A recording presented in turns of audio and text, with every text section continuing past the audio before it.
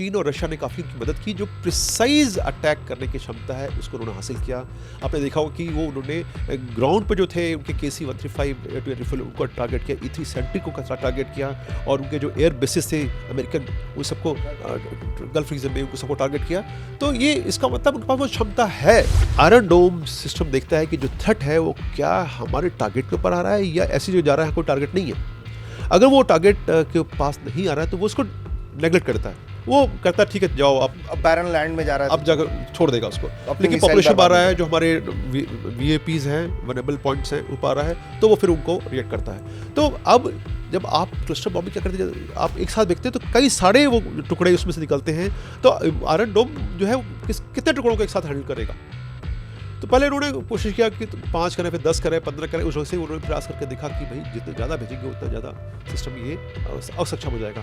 और आपने सोचा कि वेव भेज रहे हैं, वेव क्यों बोल रहे हैं आप? वेव इसलिए बोल रहे हैं कि वो छोटे एक दो नहीं, इसमें इकट्ठा 25, 30, 50, 90 आपने सुना होगा, आप इजराइल उसमें तो आपने देखा 250, 300 तक एक साथ भेज जाते हैं। उसका उद्देश्य यही होता है कि एक साथ भेजिए ताकि एयर डिफेंस सिस्टम नहीं काम कर पाए। चाइना के साथ क्या दिक्कत थी कि इन्होंने बना तो लिए, अब प्रयोग कहाँ करें। आपने सुना होगा PL-15 मिसाइल जो उन्होंने हमारे खिलाफ वो जमीन पर ऐसी मिली, क्योंकि वो आपने बना तो लिया, लेकिन कोई भी सिस्टम बनाते हैं उसको देखना होता है कि जो प्लेटफॉर्म है जिसके साथ आप जोड़ रहे हैं उसके साथ कॉम्पिटिबिलिटी क्या है, हैंडशेक कैसे है। हम बातचीत कर पा रहे हैं क्योंकि हमें इसमें कि हैंडशेक है। अगर ये हैंडशेक नहीं हो हम बात नहीं कर पाते।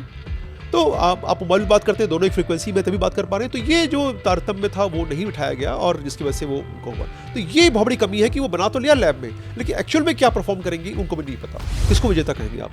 वो उस समय उस ज़माना गया जब आप कहते एक दूसरे की आपने लैंड को ऑक्यूपाई कर लिया और जो ज़्यादा लैंड ले लिया उसको विजेता मान जाता था। अब कैसे आप डिसाइड करेंगे, क्योंकि आपका सारा का सारा जो युद्ध है वो एयर स्पेस में हो रहा है। कारगिल में हमने एयर वॉरफेयर को हफ्ते के बाद प्रयोग किया कि भी एस्केलेट हो जाएगा, पूरा वॉर में तब्दील हो जाएगा, और आज हमने 3 दिन में पूरा फैसला कर दिया, 22 घंटे में पूरा फैसला कर दिया ऑप्शन में। 35 is very good aircraft, there is no doubt, लेकिन पैसे को देखते हुए और उसकी मेंटेनेंस जो खर्चे को देखते हुए और जो एक ऑपरेशन की ऑटोनॉमी है, मैंने कहा ना कि स्पेशल प्रोग्राम बनता है, वो वहाँ से अगर ताऊ जी कंट्रोल कर रहे हैं तो ऐसा जहाज नहीं चाहिए मुझको। नमस्ते दोस्तों, जय हिंद। वर्दी वाले देख रहे हैं आप और मैं हूं ऋषिराज। दोस्तों, आज वर्दी वाले में बेहद खास मेहमान group captain DK Pandey sir. इनसे बात करेंगे इनके एक्सपर्टीज के बारे में। वैसे तो इनके पास अपने 31 साल के करियर की ऐसी धुरंधर कहानियां हैं जिसे आप सुनेंगे तो दांतों तले उंगलियां दबा लेंगे, लेकिन आज बात हम एक सीमित क्षेत्र की करने जा रहे हैं। बॉल बिल्कुल स्टिक टू द पॉइंट जिसे हम कहते हैं, वो है अमेरिका, ईरान, इजराइल। क्योंकि सर जो हैं वो एयर डिफेंस के उस्ताद हैं और वो आज के दिन में centre for aerospace power and strategic studies से जुड़े हुए हैं, वहाँ काम करते हैं और अभी तक 200 से अधिक रिसर्च पेपर तैयार कर चुके हैं। तो उनके एयर डिफेंस के जो एक्सपर्टीज है उनकी, उसके जरिए इस युद्ध को हम डिकोड करेंगे। सर, बहुत स्वागत है आपका। बहुत धन्यवाद मुझे आमंत्रित करने के लिए। सर, सबसे पहला सवाल सर, चूंकि हम कभी और बात करेंगे आपके अपने निजी एक्सपर्टीज़ के बारे में और तमाम जो आपने भारतीय वायुसेना में जो सेवाएं दी हैं उसके बारे में, क्योंकि जैसे ही मैं एयर डिफेंस का नाम लिया होगा तो मुझे लगता है कि हमारे जो दर्शक हैं वो इस उम्मीद से होंगे कि सर ऑपरेशन सिंदूर से लेकर तमाम चीज़ें जब पाकिस्तान की मिसाइलें खिलौनों की तरह मारकर गिरा दी गई उसके बारे में बताएंगे। बहरहाल उसके बारे में बात करेंगे, लेकिन आज दुनिया के सामने सर एक ऐसा युद्ध जिसकी कल्पना करनी थोड़ी मुश्किल थी, लेकिन मुझे लगता है कि पिक्चर दूसरी तरफ जाता हुआ दिखाई दे रहा है। सबसे पहला सवाल तो यही है सर, आपका क्या टेक है अमेरिका, इजराइल, ईरान युद्ध पे?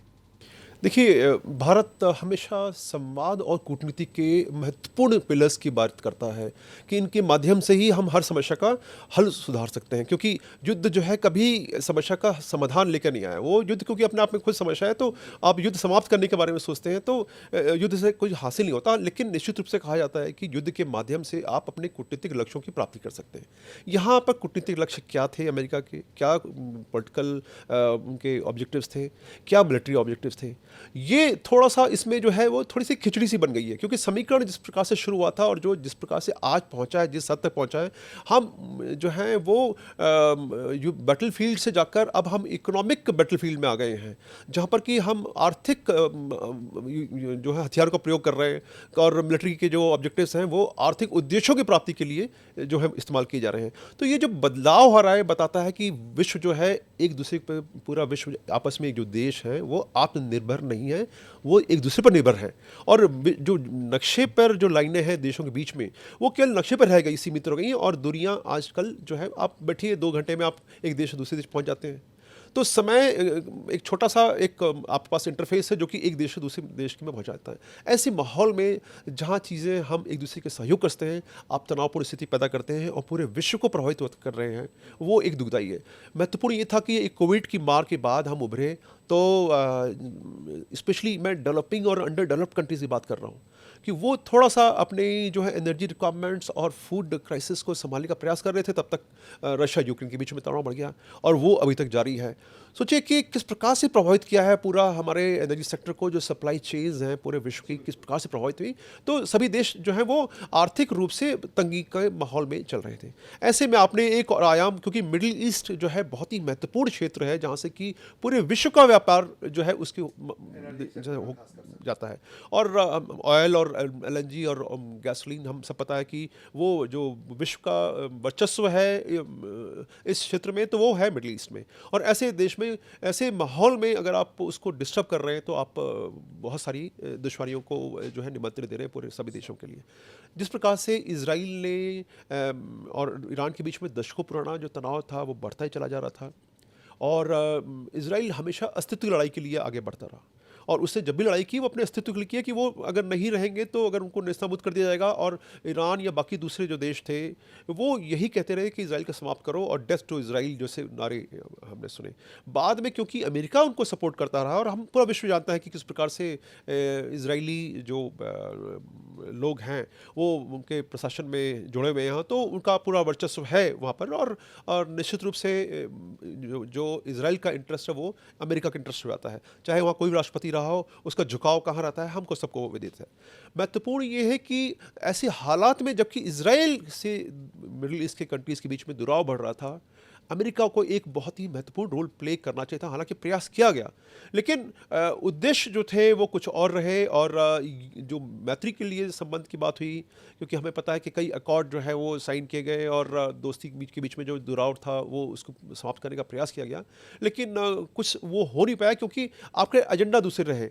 और इसराइल को हमेशा ये खतरा रहा कि अगर न्यूक्लियर आर्म्स मिल जाते हैं ईरान के पास तो वो उनका दुरुपयोग करता है। ईरान ने लेकिन एक जो चाल चली, जिसको मैं चाल इसे कहता हूँ कि जो एक्सेस और रेजिस्टेंस उन्होंने क्रिएट किया हिजबुल्लाह, हमास और हुतीस के रूप में, वो उनका जो एक नेगेटिव ऑब्जेक्टिव अरीना है उसको जो है बढ़ावा देने का ये माध्यम बने। ये जो है एक गलत दिशा में कदम था। अगर आपने कदम ऐसा ले लिया था शायद उसको सुधार करते तो शायद तनाव इतना नहीं बढ़ता, लेकिन अब वो चीज़ें ऐसी बढ़ती गई। और फिर बीच में न्यूक्लियर के बारे में बात हुई कि हमें पता है कि नागासाकी के बाद पूरा विश्व जो है इस समय दबाव में है कि कोई भी देश जो है न्यूक्लियर आर्म्स यूज़ ना करे। और मैं एक और चीज़ जोड़ दूँ कि इस समय अगर देखें दूसरे विश्व युद्ध के बाद, नागासाकी बॉम्ब के बाद हमने कहीं भी कोई न्यूक्लियर वेपन्स का प्रयोग नहीं किया, क्योंकि सबको पता है कि जो ये विध्वंसकारी हैं और ये सुसाइडल हैं, क्योंकि एक देश के पास न्यूक्लियर आर्म्स है, दूसरा भी है, तो आप मार रहे हैं तो आपको भी मारेगा, दोनों ही समाप्त होंगे। तो ये इनको कहा जाता है कि ये सुसाइडल वेपन्स हैं, तो इनका प्रयोग नहीं करना चाहिए। लेकिन तब भी देश जो हैं, अमेरिका जिनके पास की हज़ारों की संख्या में जो हैं न्यूक्लियर वेपन्स हैं, और रशिया और उनके बीच में होड़ है कि कौन आगे जाएगा, 5000 से अधिक दोनों के पास आणविक हथियार हैं, और वो और बढ़ाना चाहते हैं। क्यों? क्योंकि वो एक डेटरेंस के रूप में उसको प्रयोग करना चाहते हैं। लेकिन रशिया यूक्रेन के वॉर में ये डेटरेंस कहाँ गया? रशिया के पास तो इतने सारे न्यूक्लियर वेपन, यूक्रेन के पास कुछ नहीं था, तो फिर भी लड़ाई इस वर्षों तक चल रही। तो एक कहा जाता है कि भाई जो विश्लेषक कहते हैं कि भाई कि नाटो कंट्रीज़ जो हैं और अमेरिका उनको सपोर्ट करेगा न्यूक्लियर आर्म्स के लिए, इसलिए रशिया और उनका बीच में ये लंबा चल रहा है। लेकिन यहाँ पर जो है इस मिडिल ईस्ट के क्षेत्र में जो इनरिचमेंट का खेल है, देखिए यूरेनियम को आप शांति के उद्देश्यों के लिए भी प्रयोग कर सकते हैं और उसको विध्वंसकारी रूप में भी प्रयोग किया जाता है। ऐसे माहौल में जब आप उसको इनरिचमेंट करते हैं, आप संवर्धन जिसे कहा जाता है, उसको उस दिशा में जाते हैं तो आप उसको एक एटम बॉम्ब के रूप में आप अख्तियार करते हैं। लेकिन अभी जो है सोचिए, आप एटम की बॉम्ब की बात हो रही थी और स्ट्रेट ऑफ हॉर्मुज़ जो है इस समय एटम बॉम्ब बन गया है पूरे विश्व के लिए। तो ये जो बदलाव है ये दर पर दर एक एस्केलेशन की तरफ कर रहा है। लेकिन तो एक बात जो मैं सीधे मुद्दे पाता हूँ, यूरेनियम वाले मैं पहले पॉइंट पूरा किल कर दूँ कि संवर्धन के लिए जब 65% उनका हो गया था तो आपने कहा कि भाई उसको ट्रांसफर कर दीजिए। और शायद जो जैसी खबरें आ रही हैं, अब कितनी सच्चाई है, कितनी ऑफिशियली किसी ने नहीं कहा है, कि वो कह रहे थे भाई कि ठीक है आपका इतना इन्वेस्टमेंट है, यूरेनियम ईरान ने अभी इस्लामाबाद टॉक्स के अंदर ये कहा कि हम इसको ब्लेंडिंग इसकी हम रिड्यूस कर देते। और वो कहते जब अमेरिका के नो 100% आपको ख़त्म करना पड़ेगा कि हम नहीं चाहते। देखिए डोनाल्ड ट्रंप साहब ने एक बहुत बड़ी जो कहते हैं ना ओवर इंथुजियाज्म में जो घोषणा कर दी कि दो चीज़ें जरूर इस वार्ता के बाद होंगी, कि स्ट्रेट ऑफ हॉर्मुज़ पूरा खुल जाएगा और दूसरा ईरान कभी भी न्यूक्लियर बॉम्ब नहीं बना पाएगा। तो अब जो बातचीत शुरू हुई इन उद्देश्यों के रूप में, अगर वो उद्देश्य प्राप्त नहीं होते तो टॉक्स कहाँ से आपकी सफल होती। और टॉक्स जो इस्लामाबाद टॉक्स शुरू हुई उसके पहले जो तनावपूर्ण बयान आ रहे थे दोनों के कि हमारा ट्रिगर पर हाथ है और उनका तो हमने वायुसेना समाप्त कर दी है, उनका नेवल जो है पूरा जो शक्ति है वो समाप्त कर दी है। और इधर लेबनान के ऊपर अटैक हो रहे थे तो उन्होंने कहा भाई लेबनान पर अटैक हो रहे हैं तो हिज़्बुल्लाह के ऊपर टारगेट हो रहे हैं वो, और आप जो है उनको समाप्त करिए। तो दोनों तरफ से जो है एक हम जब बातचीत करने जाते हैं दो दोस्तों के बीच में तो हम एक पॉजिटिव एटीट्यूड के साथ आते हैं। हम जानते हैं कि हम बात करने जाते हैं, कुछ हमको कुछ छोड़ना भी होगा, जैसे कहा था ना गिव एंड टेक। कुछ मामलों में हम समझौता करेंगे, कुछ मामलों का हम मनवाएंगे अपनी बात, और ताकि दोनों पार्टीज जो नेगोशिएशन टेबल बैठी हैं वो विन विन सिचुएशन से बाहर निकलें। लेकिन ऐसा नहीं हुआ और हमें पता है कि जिस तनावपूर्ण, हालांकि अभी बातें छन छन की आ रही हैं, पूर्ण डिटेल्स अभी जब आएंगे तब हमें पड़ेगा कि किसने क्या प्रयास किया। लेकिन लबोलबाब ये है कि हम वो शांति की राह पर ना जा पाए। देखिए शांति की उम्मीद नहीं थी, लेकिन शांति की राह पर चलेंगे इसकी उम्मीद जरूर की जा रही थी। तो अब समय बताएगा कि क्या होगा। तो जो इस क्षेत्र में जो तनाव बढ़ा है ये मेरे ख्याल से इसको रोका जा सकता था। और मैं दोनों को इसके लिए जो है कहूँगा कि पहल किसने की, देखिए वो प्रश्न नहीं है, महत्वपूर्ण है अगर ताली दोहा से बजती है। अगर किसी ने पहल की तो आप उसका उत्तर ना देते तो शायद बात नहीं बढ़ती, लेकिन आपने प्रत्युत्तर दिया, इसका मतलब आप भी इक्वली दोषी हो गए। पहले शुरू की ये इशू अब नहीं रहा, आपके दोनों के उत्तर प्रत्युत्तर में पूरा विश्व चपेट में आ रहा है। और सबसे ज़्यादा मुझे चिंता होती है कि जो हमारे अंडर डेवलप्ड कंट्रीज़ हैं, जिनको कि एक एक दिन में दो समय की रोटी नहीं मिल पाती, वो किस प्रकार से अपने चीज़ों से लड़ रहे होंगे, इस वक्त का सामना कर रहे होंगे। तो ये मेरे ख्याल से चीज़ जो है इसको रोका जा सकता था, और हम इतना तनाव को इतना बढ़ाया हमने, ये मेरे ख्याल से अमानवीय है। सर चूंकि बार बार न्यूक्लियर की बात आ रही है और आप जो हैं इस क्षेत्र न्यूक्लियर क्षेत्र में भी अच्छा खासा ज्ञान रखते हैं सर, तो आप की समझ क्या कहती है जो एक सबसे ज़्यादा सोशल मीडिया की तरह का सवाल है जो मैं भी पूछ रहा हूँ कैमरे पे, कि क्या ईरान के पास न्यूक्लियर हथियार वाकई में है जिसे उसने छिपा के रखा हुआ है, जो बात बात पर ईरान के अंदर इतना भूकंप आ रहा होता है, क्या वो भी एक वजह आप पाते हैं? आपकी क्या समझ कहती है सर? देखिए निश्चित रूप से कुछ न कुछ तो है, लेकिन क्योंकि वो ओपन फोरम में या ओपन सोर्स इंट में भी नहीं कहीं दिख रहा है, और कई मैंने प्रयास किए छानने का, लेकिन कहीं भी एग्जैक्ट कंफर्मेशन किसी ने नहीं दिया कि उनके पास हथियार हैं। लेकिन जिस प्रकार से वो बॉडी पॉस्चरिंग करते हैं, नैरेटिव सेट करते हैं, वो एक साइकोलॉजिकल वॉरफेयर का हिस्सा है, क्योंकि हम जानते हैं कि न्यूक्लियर वेपन्स का जो है खतरा बहुत ज़बरदस्त है, हिमालय से भी ऊंचा है वो। तो उसको ध्यान में रखते हुए शायद उनके नैरेटिव को हम एक्सेप्ट करते हैं मार्केट में। लेकिन जिस प्रकार का एनरिचमेंट कर रखा है वो साफ बताता है कि वो एक हफ्ते से लेके और 10 दिन में 5 से 10 बॉम्ब तैयार कर सकते हैं। हाँ, तो जब ऐसे हालात हैं तो उनको इन्वेस्टमेंट जो 480 किलो के आसपास बताया था उनके पास हैं, उसको वहाँ से बोला कि वहाँ ट्रांसफ़र कर दीजिए, और कहाँ होगा कैसे होगा वो सब पे काफ़ी विवाद चल रहा है, लेकिन कुल मिलाकर उनके पास अभी भी है। और वो जानते हैं कि अमेरिका और इजराइल के इंटेलिजेंस जो कैपेबिलिटीज़ हैं बहुत ही स्ट्रांग हैं, सफिस्टिकेटेड हैं, तो वो उनको शिफ्ट करते रहते हैं। और वो कहते हैं ना कि आप जब आग से खेलते हैं तो आपके हाथ भी जल सकते हैं, तो इसलिए बहुत ही सावधानी से ये कार्य किया जाता है, और ट्रांसफ़र करना इधर से उधर ताकि वो बचा रहे, इस पर करते हैं। लेकिन अगर वो शांति के प्रयोग रूप में इसको प्रयोग करते हैं, क्योंकि जिनको ज़रूरत है, कहा जा रहा है कि 135 बिलियन डॉलर का इंफ्रास्ट्रक्चर डैमेज हुआ है ईरान को। अब 135 बिलियन डॉलर कहाँ से आएंगे? तो निश्चित रूप से उनको ध्यान देना चाहिए कि बॉम्ब की जगह वो ऐसी स्थितियां पैदा करें जो कि वहाँ के लोगों को एक अच्छा माहौल दें जीने का, वो बहुत ज़रूरी चीज़। एक और मज़ेदार चीज़ बता दूं कि ईरान की लिटरेसी रेट आप विश्वास नहीं करेंगे, 90% से ऊपर है। जब इतना पढ़ा लिखा मुल्क है वो, तो क्यों हालात यहाँ तक पहुँचे?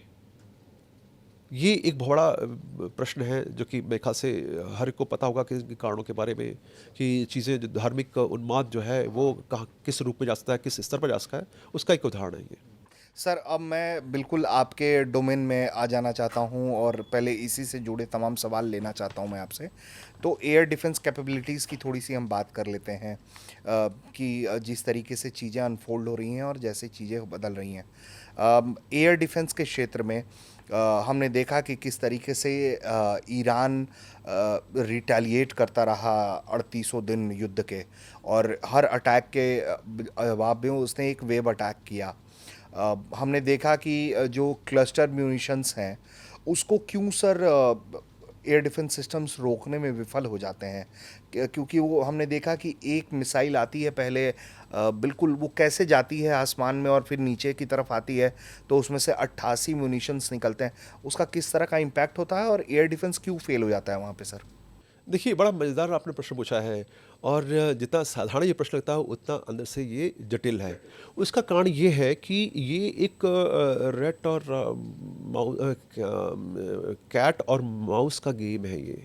आप एक चीज़ अख्तियार करते हैं, दूसरा उसका प्रत्युत्तर लाता है और उससे एक कदम आगे जाने का प्रयास करते हैं। फिर आपने सोचते हैं कि एक जैसे एक कदम चला है, 2 कदम चला है, मुझे 3 कदम चलना चाहिए। फिर वो 4 कदम, फिर 5 कदम, इस ढंग से ये इनके जो विषमता है उसका स्तर बढ़ाते हैं आप। तो एयर डिफेंस बेसिकली आप का उद्देश्य क्या है? एयर डिफेंस का बेसिक उद्देश्य है कि कोई भी हॉस्टाइल थ्रेट है, अगर आप पास आता है, कोई भी थ्रेट आता है एयर के माध्यम से, उसको आपको डिस्ट्रॉय करना या ऐसे ढंग से करना कि वापस चला जाए, वो थ्रेट निकल जाए।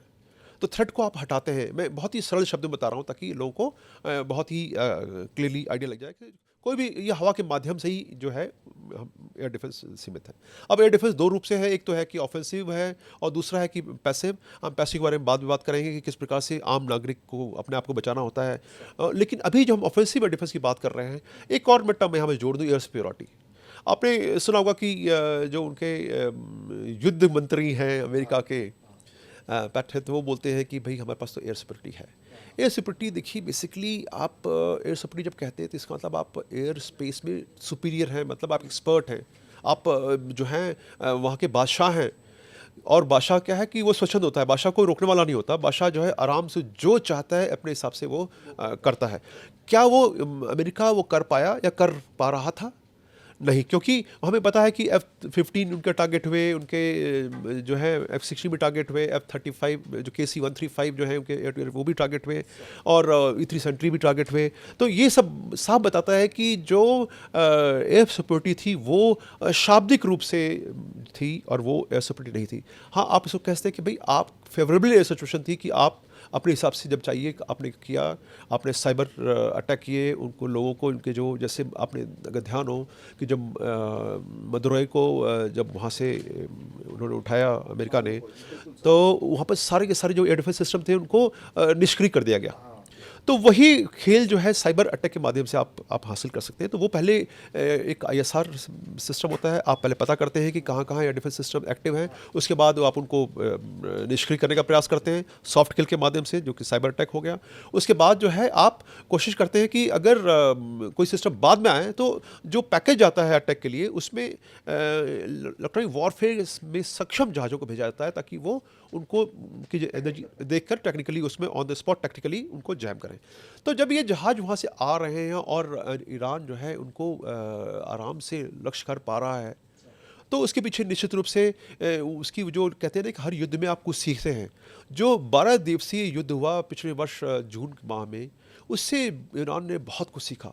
उन्होंने देखा कि आयरन डोम सक्षम है, उनके एरो सिस्टम या मिसाइल के सक्षम है, तो उनको कैसे उसको निष्क्रिय करना है, कैसे उसको भेजना है, उसके लिए क्लस्टर बॉम्ब का प्रयोग किया गया। और अगर अटैक उनके ऊपर होता है तो उनकी जो खामियां हैं उसको कैसे दूर कर सकते हैं, और उन्होंने उस प्रकार से अपने मिसाइल सिस्टम का प्रयोग बहुत तगड़ा किया है। एक और अगर आप भौगोलिक रूप से देखें ईरान को, तो ईरान के उत्तर में और पश्चिम में बहुत ज़बरदस्त पर्वत श्रृंखला है, और ये किसी भी दुश्मन को जो है लैंड वॉरफेयर के लिए अनुमति नहीं देती है, क्योंकि आपको उन सभी दुश्वारियों का प्रयोग करना पड़ेगा। साथ में जो वहाँ का मौसम है, तापमान है, अभी समय के साथ वो तापमान बढ़ता जाएगा।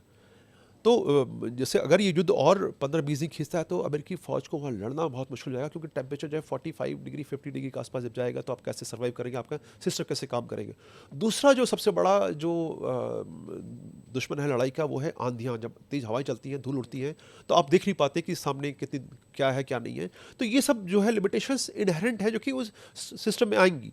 तो उत्तर में और पश्चिम में ईरान के लिए ये बहुत ज़बरदस्त जो है बचाव है। लेकिन अब वो अपना अटैक करे, अगर इजराइल के पास जाना है जो कि 1500 किलोमीटर दूर है, तो कैसे जाएगा। तो उन्होंने बेस्ट है कि उनका प्रोजेक्टाइल का यूज़ किया जाए, तो उन्होंने ड्रोन और ब्लास्टिंग मिसाइल्स का इस्तेमाल करना शुरू किया और उसके माध्यम से प्रयोग किया। अब इनमें जैसा कहा जा रहा है कि चीन और रशिया ने काफ़ी उनकी मदद की, जो प्रिसाइज अटैक करने की क्षमता है उसको उन्होंने हासिल किया।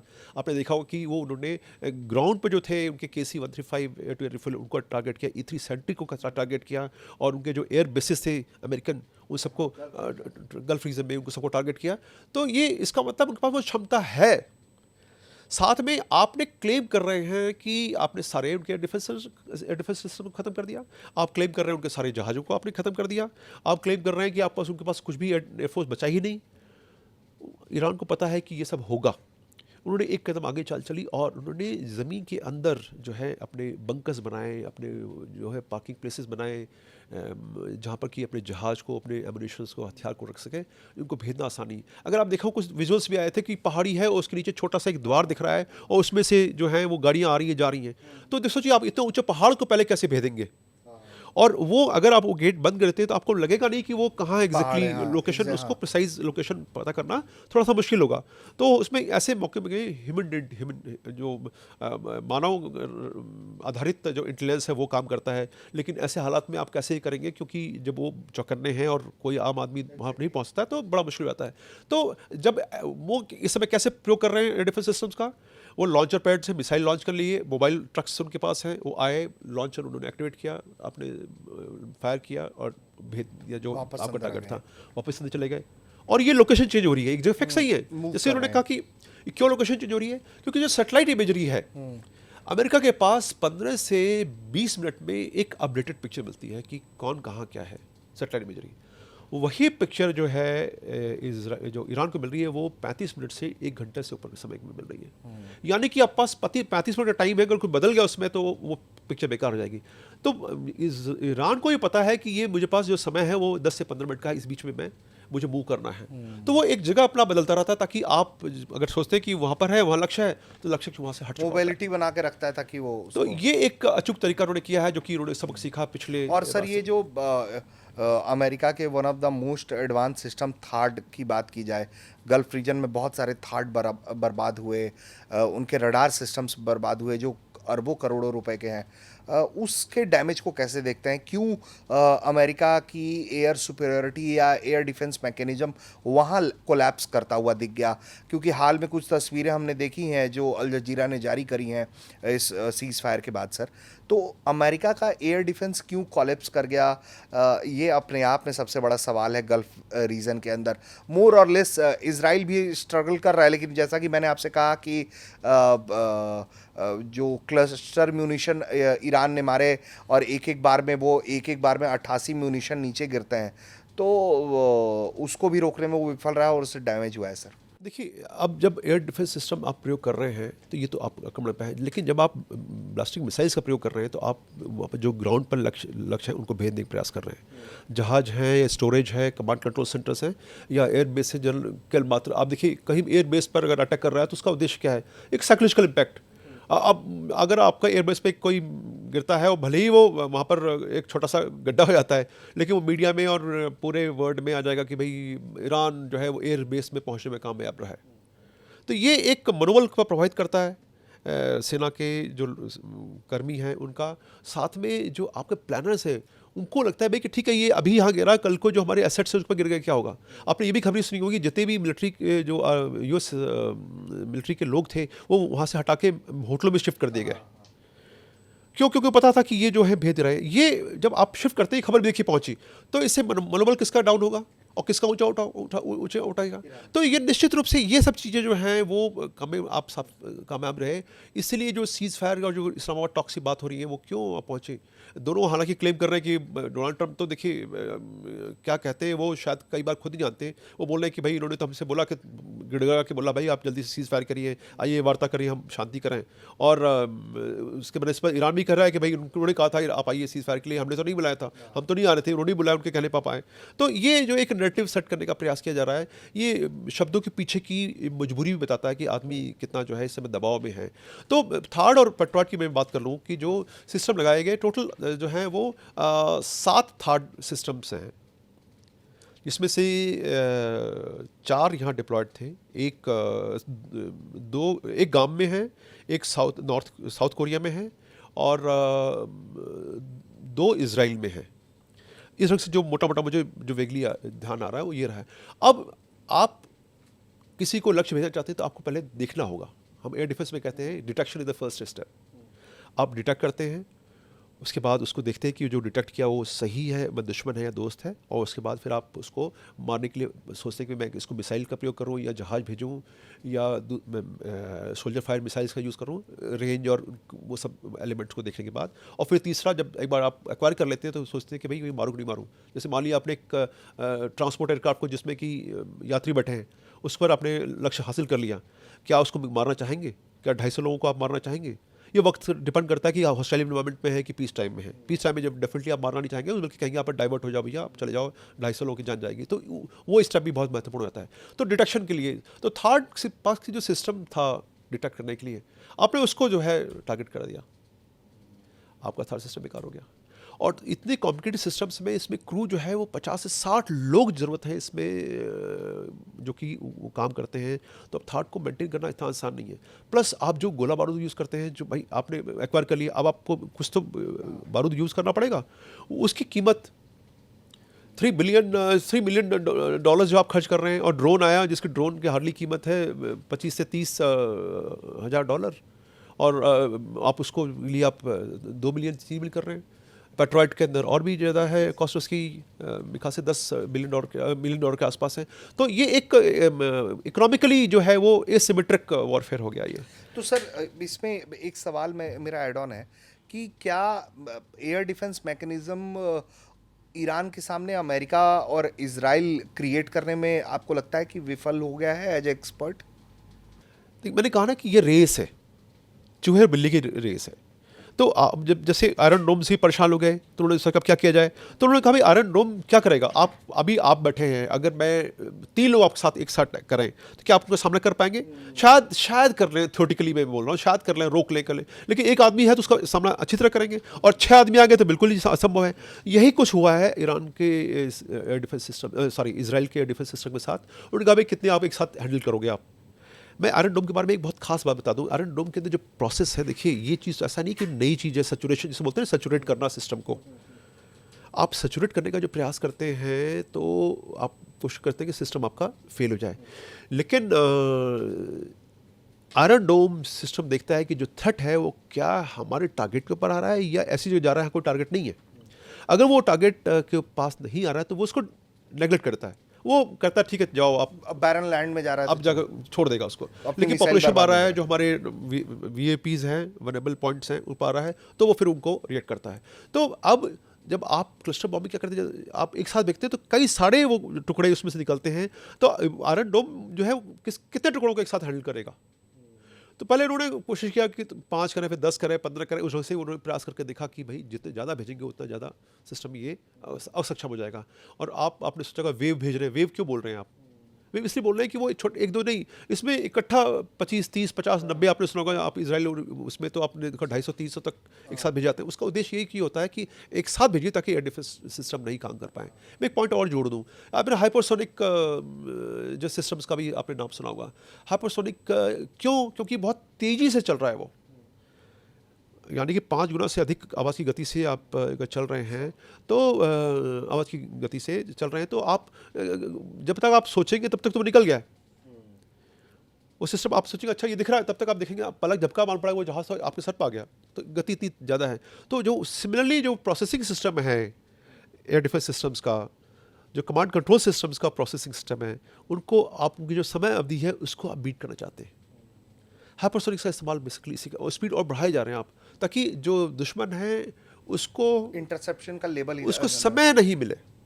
क्योंकि सारी लड़ाई जो है वो पूरा युद्ध जो है, 2 युद्ध होता है, वो समय के को कैसे आप बीट कर सकते हैं, समय के कैसे आप नियंत्रित कर सकते हैं वो युद्ध। एक आप अगर आपने समय को कंट्रोल कर लिया तो युद्ध आप जीत गए। ठीक है। तो ये रीज़न है बेसिकली। सर मैं आना नहीं चाहता था, लेकिन मुझे लगता है कि वो मेरा लालच है जो यहाँ तक लेकर चला आया। कि मैं अब मुझे ये बताइए कि आपने, चूँकि आप तो यहाँ आपने सेवाएं दी, आप वहाँ युद्ध भी देख रहे हैं, दुनिया में और भी युद्ध देख रहे हैं। तो अब मेरे पास 2 सवाल है जो इस युद्ध से इतर सवाल है। पहला सवाल ये है कि पाकिस्तान, ईरान, वेनेजुएला, यहाँ एक कॉमन फैक्टर देखने को मिला, वो ये कि चाइनीज़ एयर डिफेंस मैकेनिज्म पंगु मीडिया रिपोर्ट्स में कम से कम दिखाई पड़ता है। एज एन एक्सपर्ट, क्या रीडिंग ऑफ द लाइन है चाइनीज़ डिफेंस इक्विपमेंट्स की आपकी? देखिए, चाइना के साथ सबसे बड़ी एक जो कमी है उनके सिस्टम्स की कि वो उन्होंने खुद युद्ध नहीं लड़ा। ये सिस्टम जो नए क्रिएट कर रहे हैं ट्रायल के लिए, और वो तो कैसे आप करेंगे।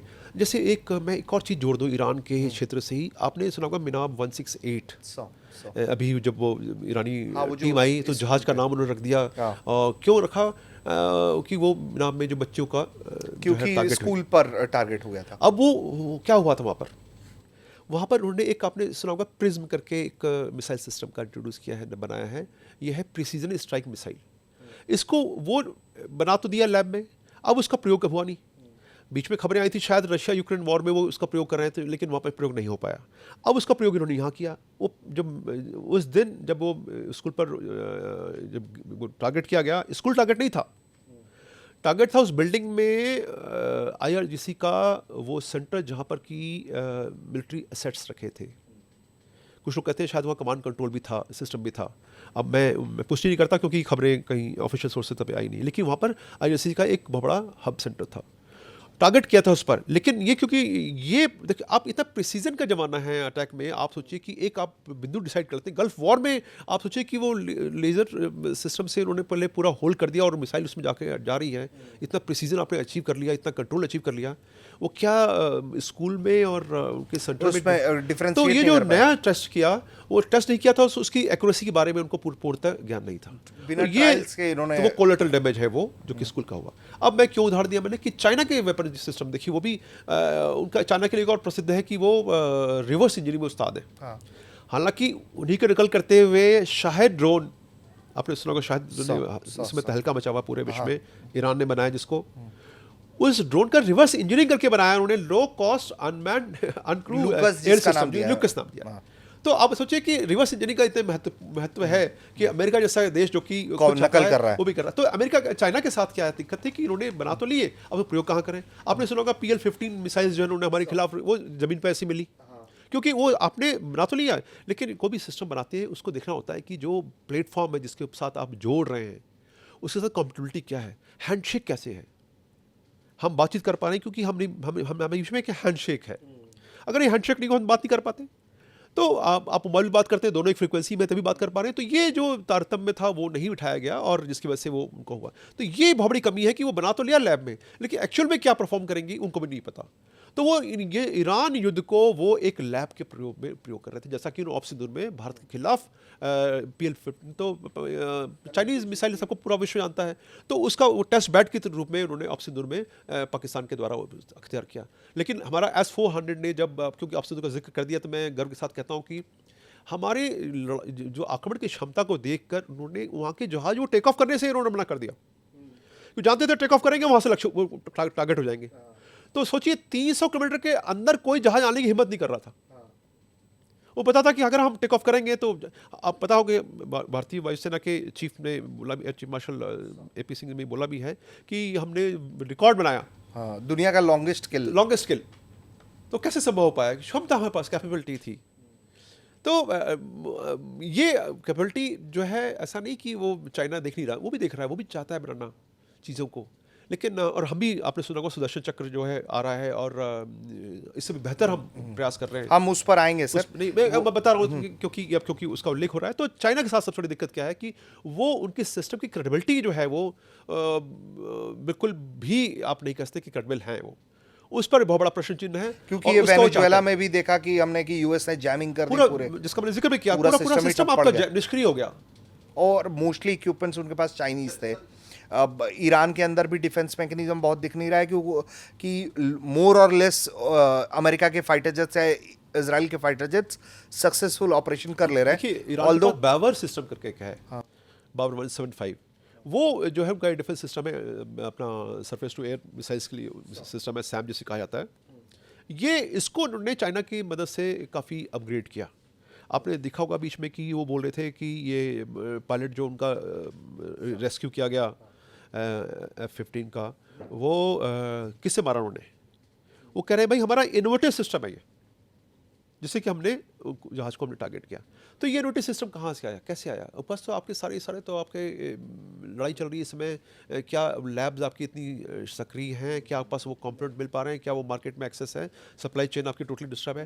तो निश्चित रूप से बाहरी हेल्प उसको मिली है और उसके हिसाब से वो कर रहे हैं। तो आपने सुना होगा कि पाकिस्तान में जो है J-35 जहाज जो कि F-35 की कॉपी है उसको लेने का प्रयास कर रहा है। तो ये सब चीज़ें जो हैं वो लगातार वो करता रहा, लेकिन उनकी रिलायबिलिटी के बारे में आप नहीं कह सकते।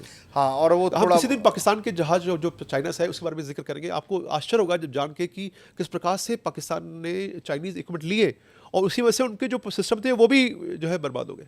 हाँ नहीं बिल्कुल सर। और मैं अपने दर्शकों के लिए बस बता दे रहा हूँ, मैं मेंशन कर दे रहा हूँ कि जब सर ये बता रहे थे कि 300 किलोमीटर के रेंज में कोई फाइटर जेट नहीं उड़ रहा था, वो 9 मई का वो का दिन रहा है कि जब इंडिया ने वापस से ऑफेंस शुरू किया पाकिस्तानी आर्मी को टारगेट करते हुए, जब वो रिटेलिएट करने वाला था और भारत ने रात में ऑपरेशन शुरू किया और पाकिस्तान इतने दहशत में चला गया कि उसने अपने फाइटर जेट्स उस दिन उड़ाए ही नहीं उस रात को, इस खौफ में, क्योंकि S-400 ने पहला इंटरसेप्शन कर दिया था और वो कल्पना से परे था। तो ये तो खूबी रही है सर। एक और चीज़ जोड़ दे, सॉरी बात काट रहा हूँ सर, पाकिस्तान की खूब बड़ा सस्पेंस हो गया, इनके पास S-400 कितने हैं, वो उनके संख्या पर वो देखिए पूरा विश्व जान रहा है कि भाई हमने सिस्टम कितने कॉन्ट्रैक्ट किए, कितने वापस डिलीवरी हो गए, पूरे विश्व को पता है, कोई छिपी बात नहीं, क्योंकि ओपन मीडिया में चलता रहता है।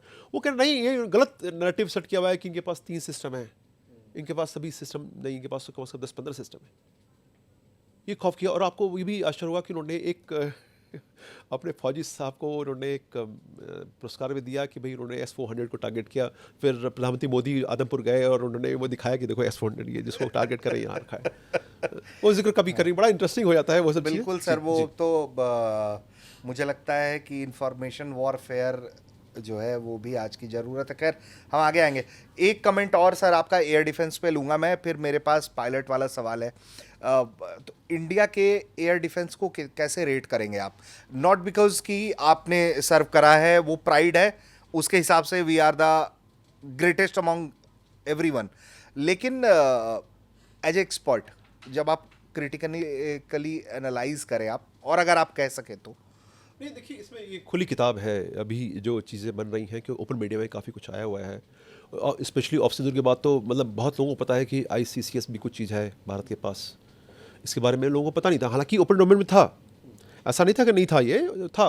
और integrated air command and control system जो है ये ऐसा ज़बरदस्त सिस्टम है, मेरे ख्याल से मैं कोई अतिशोक्ति अलंकार का प्रयोग नहीं कर रहा हूँ, ये विश्व में माने हुए सिस्टम में से एक है। मैं बाकी सिस्टम्स को मैंने उतना गहराई से नहीं देखा, क्योंकि सिस्टम में मैं काम कर चुका हूँ खुद, और इनिशियल स्टेज में जब ट्रायल्स हुए उसमें मैं भी इसमें शामिल था। और बेल में किस प्रकार से चीज़ों को बढ़ाया गया, किस में देखिए सबसे अच्छी बात क्या रही कि सिस्टम को डेवलपमेंट में, और अभी भी वो हम फॉलो कर रहे हैं कि यूजर्स को आप इन्वॉल्व कर रहे हैं डेवलपमेंट में।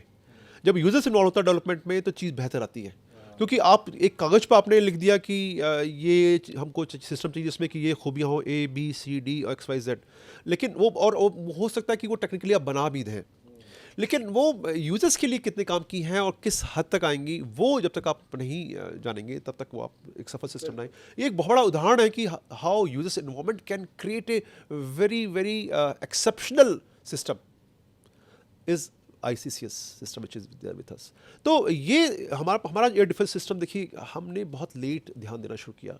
मैं उस समय जब आया था तो उसमें हमारे पास डिजिटल सिस्टम नहीं था, हमारे पास नेटवर्किंग नहीं थी, हमारे पास जो है पुराने रडार थे जो कि जिसमें कि जैसे आपने देखा हो बाइस्कोप टाइप जो शक्ल होती थी उसमें, क्योंकि आप लोगों को देखा नहीं इसलिए बता रहा हूँ मैं, और उसमें इलेक्ट्रॉनिक ब्लिप आती थी एक, आपने कई बार पिक्चर में TV पर देखा होगा आपने, कोई घूम रहा है, एक लाइन सी घूम रही है, उसमें एक डॉट आ रहा है पीले रंग का, हरे रंग का, पिक्चर में देखते ही खाया था, और आपको वीडियो भी काफ़ी वीडियो देखे होंगे।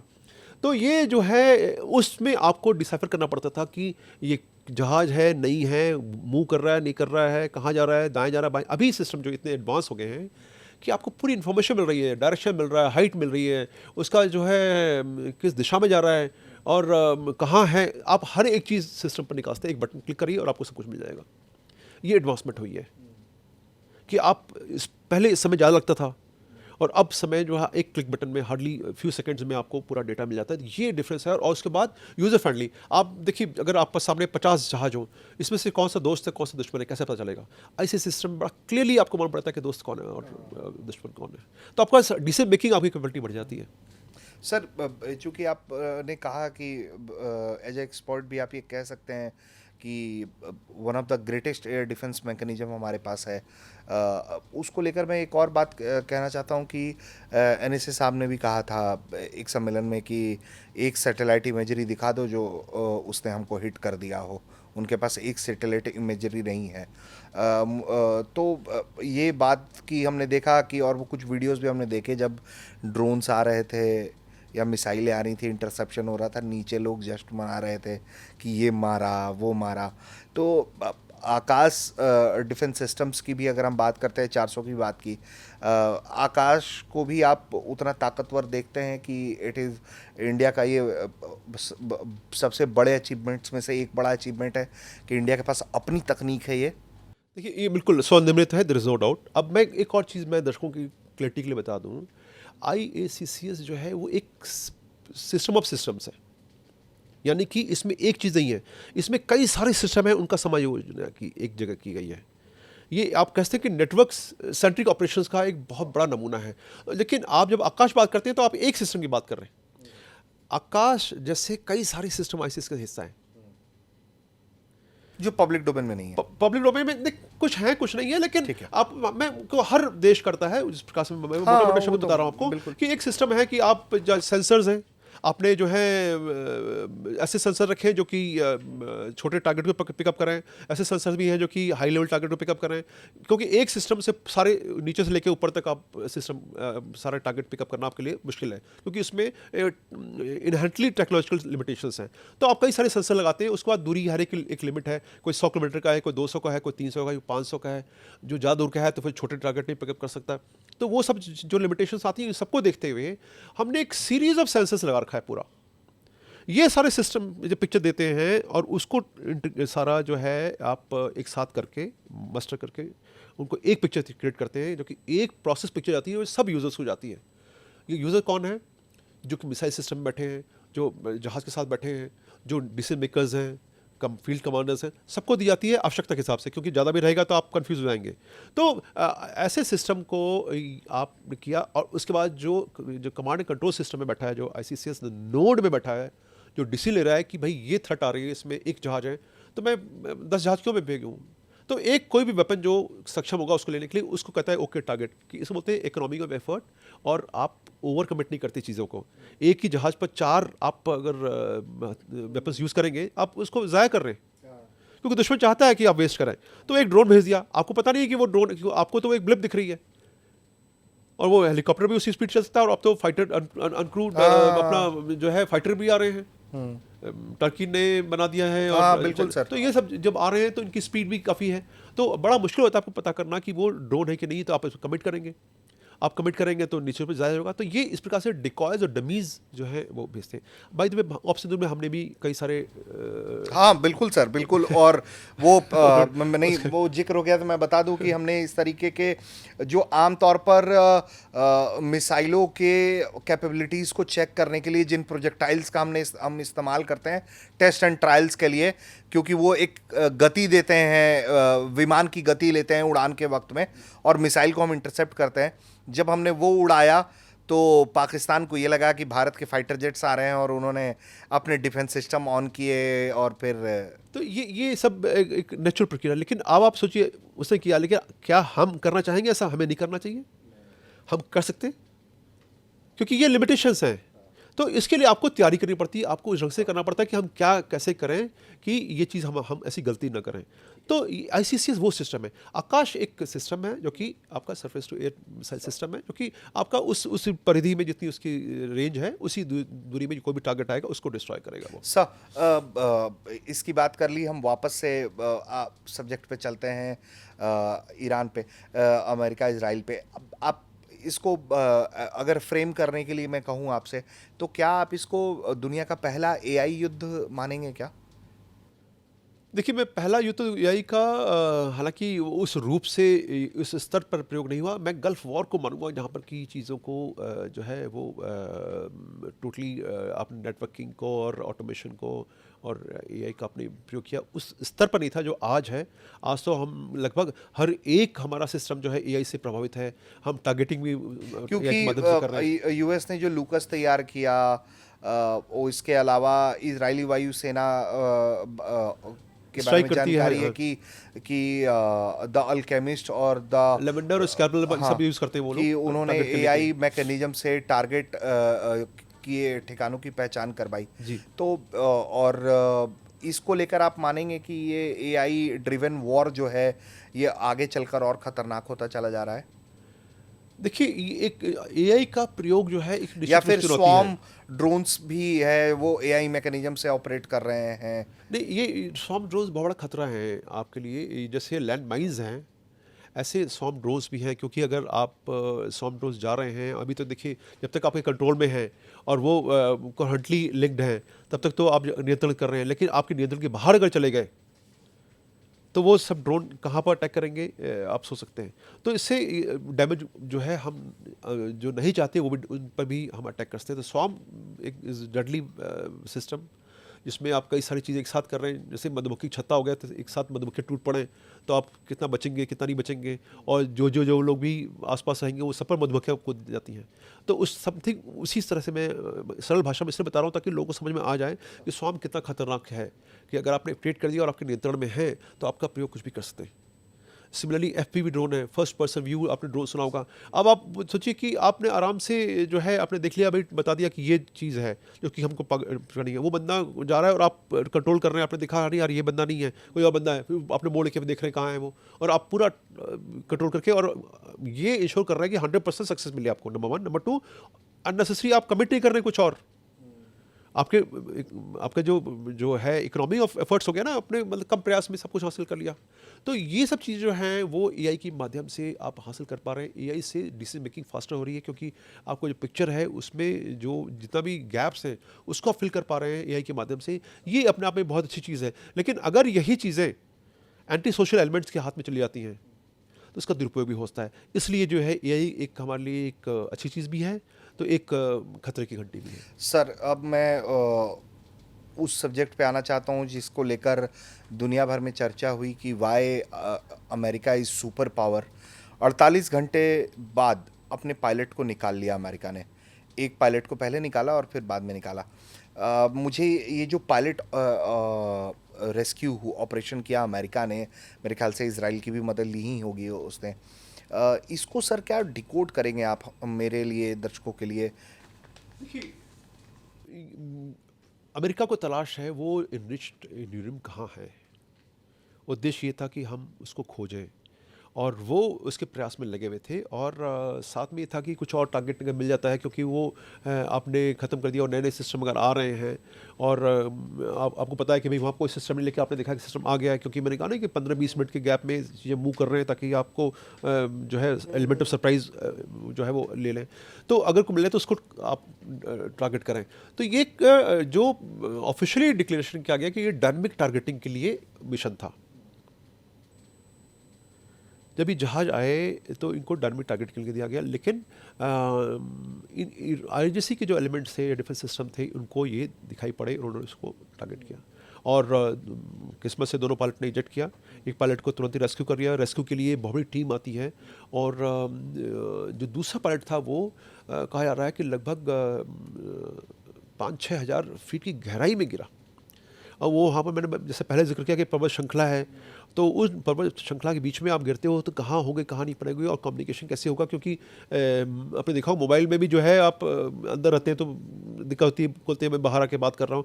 तो कोई भी कम्युनिकेशन सिस्टम हो, कितना भी सक्षम हो, कुछ न कुछ वो प्रभावित होता है आपके इन्वायरमेंट से। और बाकी क्या इलेक्ट्रोमैग्नेटिक एलिमेंट्स हैं, लेकिन वहाँ पर इलेक्ट्रोमैग्नेटिक एलिमेंट्स तो नहीं थे, लेकिन जो बड़े बड़े पर्वत जरूर थे।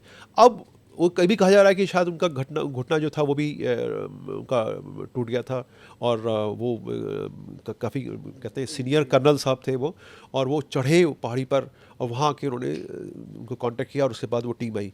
इसको बोलते हैं combat search and rescue operation.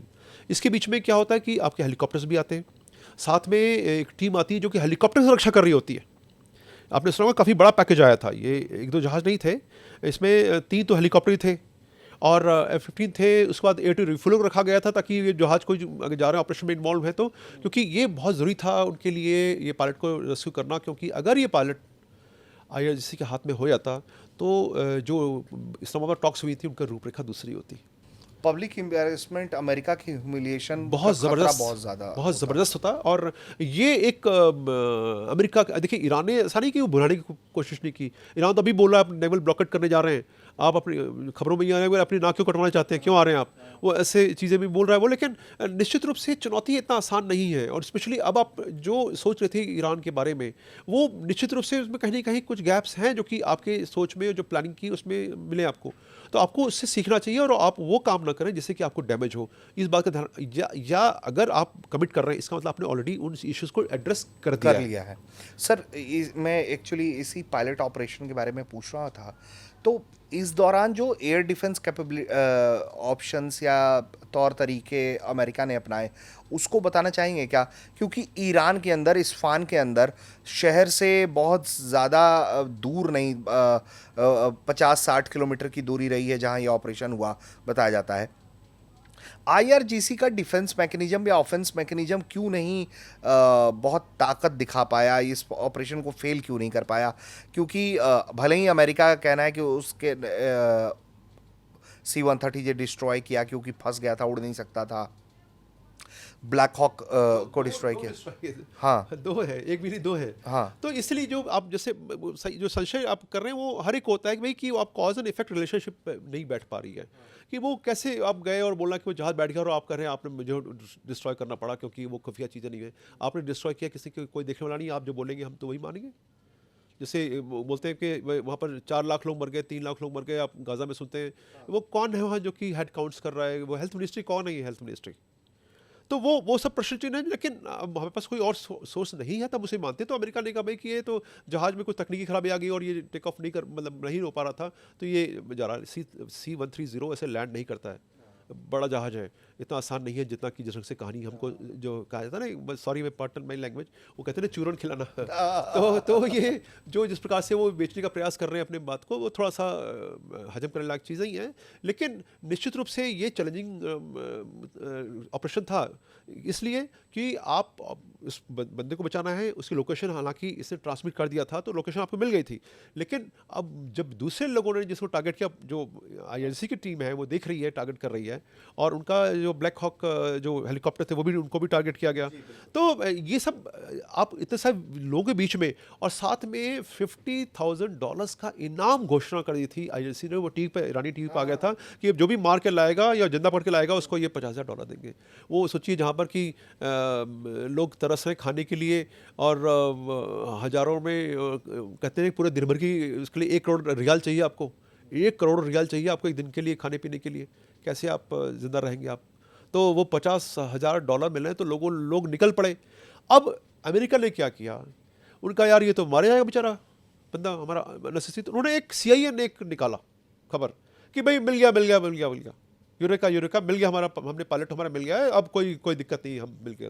ताकि ये लोगों जो एक्टिवेट हो गए थे टीम्स, जो लोकल लोग थे, कहते कुछ कबाइली भी थे उसके अंदर, ये जो एक्टिवेट हो गए थे, इनको ये खबर मिल जाए भाई कि आप तो बेकार है एफर्ट करना, तो वो एफर्ट न करें। तो ये एक पैसिव सिस्टम CIA ने यूज़ किया, और निश्चित रूप से इसकी तारीफ की जानी चाहिए, क्योंकि ये आप कौन सा टूल किस समय यूज़ करते हैं और प्रभावी हो रहा है, ये अपने आप में एक बड़ी बात है। तो उसका टूल यूज़ किया गया, तो रिसेप्शन का भी तरीका यूज़ किया गया, साथ में कितने जहाज आपके गए अब तक कुल आप मिलाकर अगर देखा जाए, मैं केवल जहाज़ की बात कर रहा हूँ, मैं ड्रोन की बात नहीं कर रहा हूँ, लगभग उनके 1.5 दर्जन जहाज जो हैं वो टारगेट हो चुके हैं। तो और ड्रोन्स की बात है तो वो लगभग 2 दर्जन से ऊपर ड्रोन्स, MQ-9 रेपर्स और ये सब टारगेट हो चुके हैं। तो और उनके रिफ्यूलर्स, E-3 सेंट्री, तो देखा जाए तो उनको लॉस तो अमेरिका को बहुत हुआ, इसीलिए कह रहे हैं कि ईरान के पास वो मनोबल उनका बहुत ऊंचा हो गया है कि भाई हम एक बड़ी शक्ति के बाद महाशक्ति को भी हमने जो है वो मजबूर कर दिया विड्रॉ करने पर। आपको पता होगा कि उनके जो वॉरशिप थे सिवियन जो थे वो कैरियर्स पीछे उनको विड्रॉ करना पड़ा। तो ये ईरान के लिए, और रादर मैं कहूँगा इंडायरेक्टली कि चाइना के लिए खुशी की खबर थी कि उनके जो हथियार वो है कुछ हद तक वो हासिल कर पा रहे हैं। तो चीज़ें जो है आपस में गुथी हुई है, देखना ये कि शांति कैसे आएगी। 3.5 बिलियन का नुकसान भी है अमेरिका को अपने इन जेट्स और इन सब चीज़ों के कारण। तो सर बार बार अमेरिका ने ये जरूर कहा कि भाई F-35 की इमरजेंसी, ईरान ने कहा कि मार दिया, उसने कहा कि इमरजेंसी लैंडिंग। KC-135 मार दिए तो उस पर कहा कि नहीं जी आपस में टकरा गए, और इसके चक्कर में आपस में टकराने में कितने चांसेस होते हैं। और वो देखिए मैं इसको दूसरे रूप से कहता हूँ सर, आप कहते हैं कि भाई हमारी फ्रेंडली फाइट में जो है वो जो हाँ target 3 किया है, जो F-15 भी पहले गिरे। F-15 के बात जो हुई कि हमारे फ्रेंडली वो था, उसकी वजह से टारगेट हो गए बेचारे। आपके सिस्टम कैसा है, आप तो भाई दुनिया की सबसे मानवीय हस्ती हैं, आपसे आपका उदाहरण देते हैं लोग भाई कि आपका जो सिस्टम है, जो परिवेश आपने बना रखा है वो सर्वोत्तम है, सर्वश्रेष्ठ है, उसका कोई सानी नहीं। तो आपके ये गैप्स कैसे आ रहे हैं? और जितने भी देखिए, ये मैं इसको नैरेटिव एक सेट करने के बाद कहूँगा, एक साइकोलॉजिकल वॉरफेयर का हिस्सा कहूँगा कि वो बोले जितने भी डैमेज हुआ है वो बैटलफील्ड की वजह से नहीं हुआ, वो तकनीकी के कारणों से हुआ है या उनके आपस बीच में कम्युनिकेशन गैप से हुआ है। ये जो है कहना थोड़ा सा मेरे ख्याल से गलत है। एक उनके पास एक NPR.org करके एक वेबसाइट है जो कि अमेरिका की वेबसाइट है ये, और ये कह रही कि अभी जो कुछ हो रहा है, अमेरिकी जो सैनिक हैं वो काफ़ी लोग उसमें अपना अब इस्तीफ़ा दे रहे हैं। वो कह रहे हैं ये लड़ाई बेकार आप लड़ रहे हो, ये गलत लड़ रहे हो, हम अपनी देश की रक्षा नहीं कर रहे, और काफ़ी लोग रिज़ाइन कर रहे हैं अपने फौज से। ये बताता है कि मनोबल किस प्रकार का है। साथ में दुनिया ने भी बता दिया। आपने अभी हंगरी में जो चुनाव हुए, आपने देखा कि जो डोनाल्ड ट्रंप के जो मित्र थे, पुतिन के करीबी वो हैं, वो नेतन्याहू के वो हार करीबी गए, हैं और और उनकी जो लोकप्रियता खुद की जो है डोनाल्ड ट्रंप की किस तरह से जो है बिल्कुल। वो गिर रही है। नवंबर में उनके पास चुनाव है, मिड टर्म इलेक्शन तो है। बड़ा मुश्किल है उनके लिए बहुत ज़रूरी है इस समय फेस सेविंग के लिए कुछ करें ऐसा कि वो कह पाएँ कि देखिए मैं शांति का दूत हूँ। नोबेल प्राइज़ की बात तो मेरे ख्याल बात ही बात है, वो पहले नवंबर में क्या होगा उनका, वो उसके बारे में ज़्यादा मेरे ख्याल से चिंतित सर है। आखिर के 2 सवाल बचे हैं मेरे पास। तो सेकंड लास्ट सवाल ये है सर कि ये सब कुछ होता हुआ देख रहे हैं आप, चूँकि आप लोग बहुत अच्छे से उसका पार्ट एंड पार्सल हैं, आप लोग डिफेंस मैकेनिज्म के युद्ध देखे आप लोगों ने कई। मुझे ये जानना है कि किस पॉइंट पे आपको लगता है कि ये जो लड़ाई है इजराइल ईरान अमेरिका की, कि अमेरिका को इतना ट्रिगर कर सकती है किस पॉइंट पे जाने के बाद, जहां ट्रंप इस तरह के फैसले करेंगे कि मैप से मिटा दूंगा ईरान को। आपको लगता है कि इस तरह का कोई सिचुएशन आ सकता है या वो कर सकता है? मुझे लग रहा है कि शायद पूछ रहे हैं न्यूक्लियर न्यूक्स का यूज़ करेंगे क्या। आप किसी को पाषाण युग में ला रहे हैं या ख़त्म करना चाहते हैं तो एक ही तरीका है, आप न्यूक्लियर बॉम्ब का प्रयोग करें, एटम बॉम्ब का प्रयोग करें। देखिए, अगर आप देखें कि ऑप्शन में भी पाकिस्तान जब कॉर्नर हो गया था तो उससे कितनी बोलता रहा कि मेरे पास पाँव किलो के और क्या क्या चीज़ें बोली गई, लेकिन उसने कभी न्यूक्लियर के बारे में बात नहीं किया, उससे यूज़ करने की बात दूर रही। क्योंकि जैसा मैंने पहले कहा कि न्यूक्लियर जो न्यूक्स हैं ये एक सुसाइडल ऑपरेशन है, आप उसमें मारेंगे वो आपको मारेगा, दोनों ख़त्म। तो कौन जीता? आप कोई भी हथियार का प्रयोग कर रहे हैं, कोई जीतने के लिए, हासिल करने के लिए कर रहे हैं ना, जब खुद खत्म हो जा रहे हैं तो ऐसे युद्ध क्या फ़ायदा, और किसको फ़ायदा होगा उससे? तो मुझे नहीं लगता कि अमेरिका इस प्रकार का प्रयोग करेगा। लेकिन जैसे कि रशिया यूक्रेन वॉर में भी हुआ कि बार बार ये हुआ कि वर्ल्ड वॉर 3 क्या शुरू होगा, क्या अब आणविक हथियारों का प्रयोग होगा। कुल मिला के ये है कि मैं अगर 2 वाक्यों में कहूँ कि न्यूक्लियर वेपन्स जो हैं अब वो सैन्य वेपन नहीं रहे, बैटलफील्ड के वेपन नहीं है, वो एक कूटनीतिक और राजनीति के वेपन बन गए हैं। केवल मात्र हम उनको बोलने के लिए प्रयोग करते हैं, लोगों को डराने के लिए, धमकाने के लिए प्रयोग करते हैं। एक डेटरेंस जिसे कहा जाता है, डेटरेंस वैल्यू उनकी है, इनका प्रयोग है, क्योंकि उनको पता है कि सबको कि इसका बहुत ज़्यादा नुकसान होगा। और अभी तक किसी के देश ने किया नहीं, जबकि इससे बड़ी बड़ी जो है तकलीफ़ें आई लोगों ने, जबकि लगा कि शायद न्यूक्लियर वॉर हो सकती है या न्यूक्लियर बॉम्ब्स का प्रयोग किया होता है। नहीं क्या, तो मुझे नहीं लगता कि ऐसा करेंगे। लेकिन कहते हैं विनाशकाले विपरीते बुद्धि, ऐसी दशा मैं मानता हूँ कि नहीं आनी चाहिए, क्योंकि एक टीम है, ऐसे निर्णय जो हैं वो छोटे मोटे निर्णय नहीं लिए हैं। आप जब सोचते हैं कि भाई मेरे एग्जिस्टेंस को खतरा है, मैं खत्म होने वाला हूँ, तब शायद प्रयोग करें। लेकिन वो स्थिति ऐसी आएगी अमेरिका की, इतना बड़ा देश, इतना बड़े लोग, इतने बड़े विचारक और एनालिस्ट और प्लानर्स हैं। वर्ल्ड वॉर का कितना खतरा है? देखिए, अगर स्ट्रेट ऑफ हॉर्मुज़ की जो आज स्थिति है, ब्लॉकेड हो रहा है, आप एक ने तो पहले से तनातनी कर रखी है, आपने भी आप कर रहे हैं, और इसमें एस्केलेशन मेरे ख्याल से बहुत ऊपर है। सच्ची जो इनके वॉरशिप्स गए हैं वहाँ पर, डिप्लॉय हैं, अब्राहम लिंकन, और हालांकि उन्होंने दूर रखा है, अपने अपने हिसाब से प्रयास किया हुआ है कि वो दूर रहें, लेकिन इनके जो मोटर बोट्स हैं लगभग 1500 के आसपास फास्ट क्राफ्ट्स हैं इनके पास, जो कि मोटर बोट जा सकते हैं और जिसमें काफ़ी हथियार हैं उनका। अगर एक भी प्रोजेक्टाइल इनके वॉरशिप आता है और कुछ डैमेज होता है, ये पूरा विश्व देख रहा है, तो अमेरिका क्या उसको हजम कर पाएगा? तो ये सर अब आज के टाइम में अगर आप बताइए, तो ये जो ऑफेंस का जो लेडर मैकेनिज्म कहते हैं हम, कि एक लेडर मैकेनिज्म, तो ये किस लेवल पर है सर? उस लेडर मैकेनिज्म में आज की स्थिति जो है, देखिए, अभी जो अगर स्ट्रेट ऑफ हॉर्मुज़ वाला रीजन आप बात कर रहे हैं, तो मैं स्ट्रेट ऑफ हॉर्मुज़ बात कर रहा हूँ, मिडिल ईस्ट की बात नहीं कर रहा मैं। तो निश्चित रूप से इस समय एस्केलेशन लेवल मेरे ख्याल से बहुत हाई हो चुका है ऑलरेडी, क्योंकि आपने शुरू में काफ़ी कोशिश कर ली। Islamabad talks, so called talks, मैं पाकिस्तान की वजह से नहीं बोल रहा, मैं ऐसे बोल रहा हूँ क्योंकि दोनों सीरियस नहीं लगे मुझको कि इसमें कुछ समझौता हो पाएगा। कई लोग तो कह रहे हैं भाई कि टॉक हुई थी फेल होने के लिए, लोगों को बताने के लिए कि वो नवंबर में, कोशिश देखो कर ही रहे हैं, नवंबर में चुनाव जो हो रहे हैं उसमें चाहते हैं बता, देखो मैंने तो कोशिश की थी, ये मान नहीं रहे, ईरान के लोगों का दिमाग ख़राब हो गया है, तो मैं अब कदम बढ़ा रहा हूँ। और मैं देखिए मैं मेरी गलती क्या बताइए, वो कर रहा है, वो न्यूक्लियर अपने ख़त्म करने के लिए इसराइल को ख़त्म कर देगा। तो ऐसे हालात में एक साइकोलॉजिकल जो उनको एक एज मिलेगा डोनाल्ड ट्रंप को या उनकी टीम को, वो निश्चित रूप में महत्वपूर्ण है। तो ये सारी चीज़ें उस बढ़ रही है, तो मेरे ख्याल से एस्केलेशन लेवल इसमें काफ़ी हॉर्मोज में आया ही है। As far Middle East concern अभी उतना नहीं है कि वर्ल्ड वॉर हो, हालांकि जरूर चाइना और रशिया के बार बात आ रही है कि हो। अब मैं एक और हिस्सा बोलता हूँ कि जो इकोनॉमिक वॉर, वर्ल्ड वॉर, उसकी वो तो ऑलरेडी चल रहा है, वो वॉर चलता रहेगा, क्योंकि अब जो आपके क्रूड के रेट थे वो शांति, जिस दिन बात हुई कि हमें वार्ता होने जा रही है, उसी दिन आप सोचिए कि कहाँ 115 से लेके खट से 95-96 डॉलर आ गए। अब वो दोबारा बता रहे हैं 115 के आसपास पहुँच रहे हैं। ये और बढ़ेंगे, क्योंकि अगर आप ईरान ने भी तेल आना निकालना बंद कर दिया और अमेरिका ने बंद कर दी, दोनों ने बंद कर दिया, रोक लगा दी, या कुछ उनके पास कुछ अटैक किए गए एक दूसरे के ऊपर, तो पूरा तेल रुक जाएगा। तो पूरे विश्व में जो है ये तुराही मच जाएगी, इसमें कोई शक नहीं है।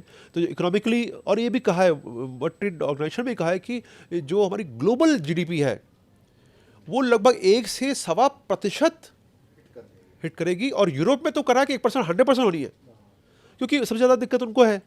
तो ऐसे हालात में अब वर्ल्ड वॉर के लिए क्या कैपेबल हैं, क्या देश इस नाटो उनके खिलाफ जा रहा है? और अभी जो ये ब्लॉकेड में ये ब्रिटेन ने और फ्रांस ने कह दिया हम आपके साथ नहीं है, तो ये इन सब, क्योंकि यूरोपियन कंट्रीज और अमेरिका के बीच में एक दूरी है, तो अमेरिका की तरफ से कौन लड़ेगा? इसराइल है और अमेरिका है, इसके साथ और कौन युद्ध में शामिल होता है? आप सोचिए, विश्व युद्ध के लिए तो पूरा विश्व को विचलित होना चाहिए ना। तो समीकरण थोड़ा सा इसमें थोड़ा सा बिखरे हुए हैं। विश्व युद्ध की संभावना कम है, लेकिन जो ये आर्थिक विश्व युद्ध चल रहा है ये और प्रगाढ़ होगा, बिल्कुल ये प्रगाढ़ होगा, सर, ये दुखी बात है। बिल्कुल। आखिर लास्ट सवाल है सर मेरा आपके लिए, कंक्लूड अगर आप करें इसको, इस वॉर को, आपकी नज़र में आपको ये युद्ध कौन जीतता हुआ दिख रहा है? देखिए, ये युद्ध जीता दिख रहा है डर, लोगों की मजबूरी, वो युद्ध जीत रही है। मैं थोड़ा सा फिलोसफल वे में बोल रहा हूँ, क्योंकि ये किसी भी युद्ध को ले लीजिए आप, किसको विजेता कहेंगे आप? वो उस समय उस ज़माना गया जब आप कहते एक दूसरे की आपने लैंड को ऑक्यूपाई कर लिया और जो ज़्यादा लैंड ले लिया उसको विजेता मान जाता था। अब कैसे आप डिसाइड करेंगे, क्योंकि आपका सारा का सारा जो युद्ध है वो एयर स्पेस में हो रहा है। कारगिल में हमने एयर वॉरफेयर को हफ्ते के बाद प्रयोग किया कि भी एस्केलेट हो जाएगा, पूरा वॉर में तब्दील हो जाएगा, और आज हमने 3 दिन में पूरा फैसला कर दिया, 22 घंटे में पूरा फैसला कर दिया ऑप्शन में, उसी एयर पावर के माध्यम से। तो जो जो मोमेंट है, जो इक्वेशन है, वो थोड़ा सा समय के साथ बदल रही है। ये कहना कि कौन जीतेगा मुश्किल है, लेकिन कूटनीतिक तौर पर सारे देशों के साथ आना होगा, ताकि बाकी ये 2 देश हारें और बाकी विश्व जीते। मैं थोड़ा सा फिलोसफल बोल रहा हूँ, लेकिन इसके अलावा आपके पास ऑप्शन नहीं है। आप नहीं कह सकते कि अमेरिका जीत रहा है क्योंकि इतने लॉसेज आपके हो गए, आप किस बेसिस पे कर रहे हैं आप जीत गए। और दूसरी बात ये, ईरान कैसे कहता है जबकि उसके इतना सारा तबाही हो चुकी है, तो किस आधार पर कहेंगे जीत गए? सर, तो अब इस पे मैं माफ़ी चाहूँगा बात बढ़ाने के लिए, क्योंकि मैंने कहा था लास्ट सवाल है, एक और पूछ लेता हूँ मैं। तो एक बात ये भी कही जा रही है अब आज के टाइम में, जो ये युद्ध चला 40 दिनों तक देखा लोगों ने, कहा कि देखो धीरे धीरे एयरफोर्स की भूमिका सीमित होती जा रही है, मिसाइल बड़ा पावर होता जा रहा है। आप तो सर एयरफोर्स के हैं, इस तरह के कमेंट को सुनते हैं तो आप एंटरटेन करते हैं, क्या कहते हैं? देखिए मैं एयरफोर्स का हूँ नहीं हूँ वो महत्वपूर्ण नहीं है, महत्वपूर्ण है कि सच्चाई क्या है, ग्राउंड पर क्या सच्चाई है, क्या फैक्ट्स हैं। ये निश्चित रूप से है कि कोई भी चाहता नहीं कि लोग हताहत हो, ह्यूमन लॉसेस नहीं, ह्यूमन लॉसेस कोई नहीं चाहता, कोई बॉडी बैग नहीं चाहता। मैं भी चाहता हूँ कि मगर मैं युद्ध में जा रहा हूँ तो मेरे पीछे मेरा परिवार, मेरे परिवारजन है, परिजन है, वो कभी नहीं चाहेंगे, मेरे मित्र हैं वो कभी नहीं चाहेंगे। मैं जो अभी भी मैं रिटायर हो गया, लेकिन एयरफोर्स में जो लोग हैं मेरे मित्र हैं वो जाएंगे, मैं चाहूँगा कि सकुशल घर लौटें। तो ये कोई नहीं चाहता। तो इसके लिए जरूरी था कि ये क्यों इस समय जो प्रोजेक्टाइल्स, मैं प्रोजेक्टाइल बोलता हूँ, उसमें ड्रोन्स भी आ रहे हैं और आपके पास ये मिसाइल्स भी आ रही हैं। तो ये दोनों का ही, ब्लास्टिक मिसाइल्स का ही जो है वो आगे बढ़ता जाएगा। एक जो नई धारा आ रही है उसे कहते हैं मैन अनमैन टीमिंग, जिसमें कि आप मैन्ड एयरक्राफ्ट की जो खूबियाँ हैं वो, और जो अनमैन्ड एयरक्राफ्ट की खूबियाँ, दोनों को मिला के आप एक सिस्टम तैयार करते हैं, जिसमें एक जहाज़ है जो कि पायलट बैठा है उसमें, वो पीछे है, आगे आपके ड्रोन चल रहे हैं जो कि स्ट्राइक के लिए हैं, जैम करने के लिए, इलेक्ट्रॉनिक वॉरफेयर के लिए हैं, और ISR के लिए हैं। वो खबरें आपको दे रहे हैं, आपको हवा में सारी चीज़ें पिक्चर मिल रही है, आप डिसीजन ले रहे हैं, पिक्चर नीचे भी जा रही है, और आपको जैसे डीसी मिल रहा है, आप उस हिसाब से सारा निर्णय का ओके आप इधर स्ट्राइक करिए, आप इधर स्ट्राइक करिए। वो सिस्टम जरूर अब आगे आएगा, और इस दिशा में लगभग पूरे विश्व में जो लोग हैं इस जो काम कर रहे हैं तकनीकी तौर पर इन दिशाओं में, वो इसमें लगे हुए हैं। भारत भी अपना मैन अनमैन टीमिंग हाँ, हम घातक यूकैब्स तैयार कर रहे इवन हैं तेजस और जो की टीमिंग करवाने की टीम के लिए वो बिल्कुल। ऑलरेडी प्रोसेस चल रहा है। एचएएल के साथ वो ऑलरेडी प्रोसेस चल रहा है। इसमें एक काफ़ी कामयाबी हमें मिली है, लेकिन क्योंकि हमने काफ़ी लेट टेक ऑफ किया है तो थोड़ा समय लग रहा है। और तकनीकी तौर पर अभी हम प्रयास कर रहे हैं नई चीज़ों को टच करने का, क्योंकि ये जो एरोनॉटिकल इंजीनियरिंग है ये एक एलिमेंट नहीं, केवल जहाज़ नहीं उड़ाना है, उसमें आपको फ्यूल टैंक भी लगाना है, दूरी भी हासिल करनी है, वेपन्स भी लगाने हैं, उसमें जैमिंग के लिए भी पॉड्स लगाने हैं आपको, उसमें कंटिजेंसीज के लिए अगर जहाज़ में कोई तकनीक खराबी आ गई तो पायलट को इजेक्ट भी कराना है। तो मतलब कई सारे जो है चीज़ों को आप एक साथ समाहित करने का प्रयास कर रहे हैं। तो एक कॉम्प्लेक्स चैलेंज हो जाता है ये कि भाई आप कैसे सबको एक साथ कंफर्टेबल करें, क्योंकि एक मिसमैच अगर होगा, जैसा कि मैं PL-15 का उदाहरण दे रहा था, मिसमैच हो गया GF-17 और PL-15 के बीच में ज़बरदस्त मिसमैच है। तो मिसमैच क्यों कह रहे हैं आप? मिसमैच मतलब देखिए कि जैसे आपने घड़ी पहनी है, घड़ी आपके साइज़ की है, अगर ओवर साइज़ की होगी क्या करेंगे, पहनेगा आप, लेकिन हो सकता करें तो बार बार यूँ करते रहेंगे आप। तो ये मिसमैच हो उस ढंग से, मतलब कि दोनों कंफर्टेबल नहीं हो पा रहे ना। घड़ी आपके साइज़ की होनी चाहिए, आपके कपड़े आपके साइज़ के होने चाहिए, अदरवाइज़ अगर वो टाइट है तो नहीं पहन पाएंगे, ढीले हो तो नहीं पहन पाएंगे। इसी प्रकार से तकनीकी तौर पर अगर दोनों के बीच में जो संवाद होता है, जो कम्युनिकेशन होता है, देखिए आप इंस्ट्रक्शन जाते हैं तभी तो वो एक्टिवेट होगा। आपने कहा बटन दबाया तो मिसाइल निकलती है, कैसे जा रही है, बटन में तो मिसाइल नहीं है, लेकिन एक संदेश जाता है पूरा माध्यम से आपका, और उसमें जाके बोलता है, वो प्लेटफॉर्म लॉन्चर से वो रिलीज़ होती है, आम होती है, फिर वो जाती है। आपने अगर ध्यान से देखा हो, पहले मिसाइल रिलीज़ होती है, उसके बाद तुरंत नहीं आती, 2 सेकंड लेती है, फिर भागती है। हाँ, तो ये प्रोसेस में आपको वो सब प्लान करना पड़ता है, क्योंकि अगर वो मिसाइल जो है लॉन्चर पर बटन दबाते ही फटेगी तो जहाज आपका बर्बाद हो जाएगा। तो ये सब चीज़ें आपको देखनी पड़ती है कि कैसे करें, क्या करें, और उसके बिना आप फील्ड में नहीं तो आते। तो कंपेटिबिलिटी इशू बहुत ज़बरदस्त है। एक तो फिजिकल कंपेटिबिलिटी, दूसरा है इलेक्ट्रोमैग्नेटिक कंपेटिबिलिटी, यानी कि आप अगर यूज़ कर रहे हैं कोई चीज़ तो आपके इलेक्ट्रोमैग्नेटिक सिस्टम के से उसको प्रभावित नहीं हो। क्योंकि अगर आप मैं मोबाइल यूज़ कर रहा हूँ, उसमें भी वेव्स आ रही हैं और आपके मोबाइल भी यूज़ कर रहे हैं, अगर दोनों एक दूसरे को जो है वो टकरा रहे हैं तो क्या होगा, ना आप बात कर पाएंगे ना मैं बात कर पाऊंगा। आप मोटा मोटा उदाहरण लीजिए कि जैसे हम दोनों एक साथ बोलें तो ना आप मेरी बात सुनेंगे ना मैं आपकी बात सुनूंगा।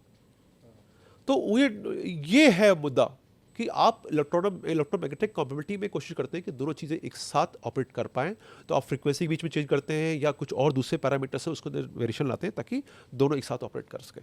सर एक लास्ट और सवाल ले लेता हूं मैं।